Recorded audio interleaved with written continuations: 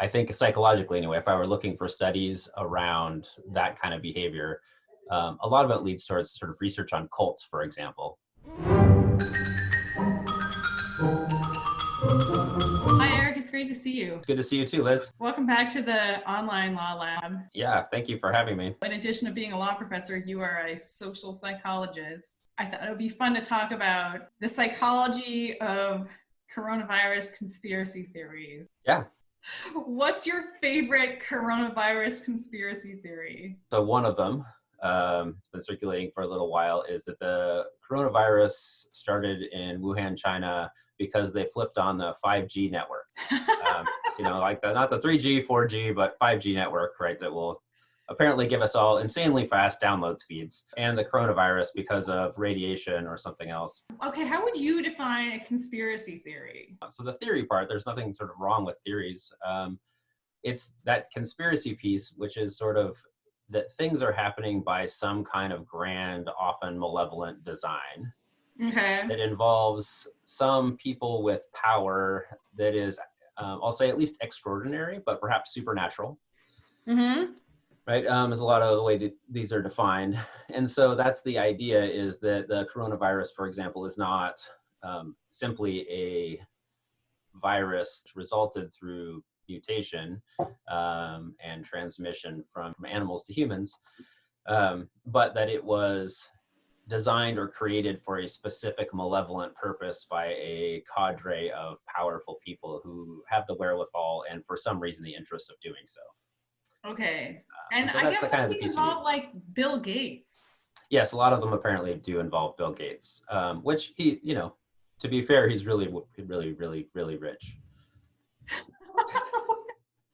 I mean, he spent his entire fortune on like curing infectious diseases. I mean, I don't want to say it's the craziest part of the conspiracy theory, but to me that should be a tell that like, what?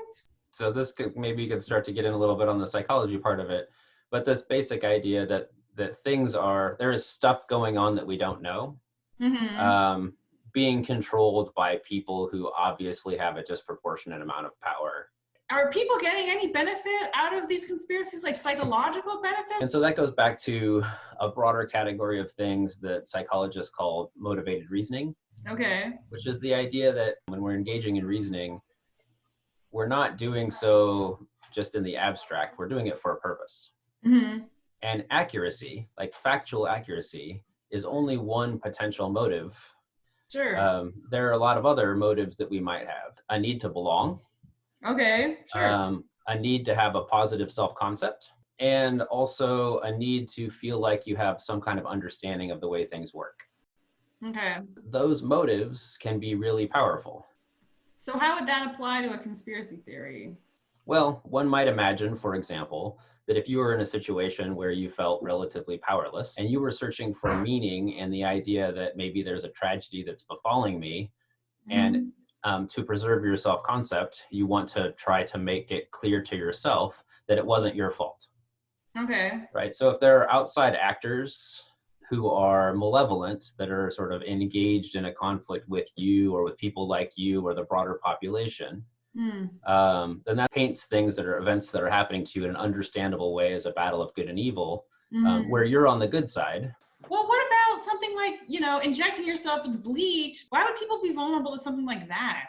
I think psychologically anyway, if I were looking for studies around that kind of behavior, a lot of it leads towards sort of research on cults, for example. Okay. I mean, that's where the saying, right, drank the Kool-Aid, right, it comes straight out of a cult thing, goes is that someone has bought into it far enough that social reality shapes their physical reality. Their positive self-concept and their group membership are so steeped in having accepted this particular framework for understanding the world that they can't or won't deny it. All of this kind of suggests that it's actually very difficult to get people out of a conspiracy theory. Yeah. In fact, so I'm going to go back to Festinger again because everybody has to in this area. One of the first things he did, so he published a book with some colleagues called When Prophecy Fails. Okay. And it was based on a lot of this. And what they did was they sent some researchers to effectively infiltrate a cult. This was effectively a doomsday cult that predicted the end of the world. And so the researchers' idea, including Leon Festinger's idea, was, well, let's put some researchers in there because we want to see what happens when the world doesn't end. Right? Do they then reject their cult beliefs?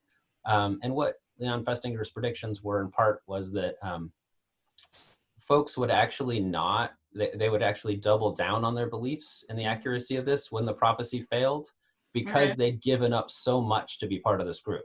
Right? Quit their jobs, sold their houses, given away their savings and other things. So and what happened? The night apparently when the world was supposed to end, I believe it was supposed to be destroyed by aliens. The time was supposed to come when the earth was going to be destroyed, and then they got a message that it was delayed. And then like flight, it's just delayed. And then the leader got another message that said, because of their devotion, those powers had decided to spare the earth.